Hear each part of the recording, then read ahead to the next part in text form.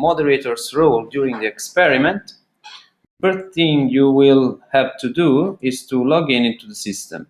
So by simply clicking on the Insert Coin button, you will be presented with this form. You have to fill it in. The first thing is to insert your registration ID, which is the one that you have been provided with at registration time, and then you can insert your personal information, so first name and last name. The case of the chair requires you to check the "Are you the chair" select button, and then you have to insert the chair's password. Once done, you are in. And this is the graphical user interface you will see in front of you. Now you're ready to play the moderator's role. So during the experiment, all of the participants will be properly mixed into the queue.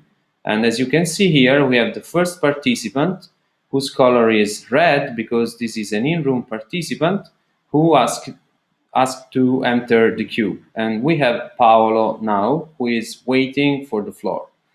In case one more participant enters the queue, and this participant can be either a local participant or a remote participant, as in the case that you are now seeing in the interface, you have two blue participants who are entering the queue from the Mitico web interface.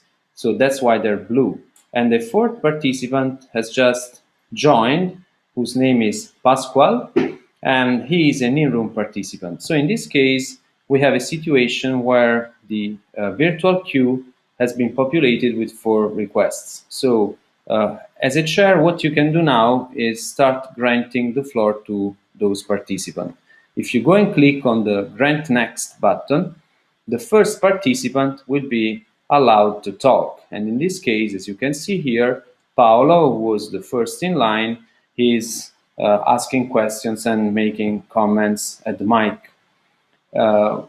What else? Once you are done and you think that the next one has to be granted the floor, you can click on Grant Next. And in this case, as you can see, Paolo will exit the queue when the first remote participant who was waiting in line will be allowed to talk. What will happen in this case is that the audio coming from the remote participant will be directly injected into the ITF meeting room, and this will be done through support from the remote participation team.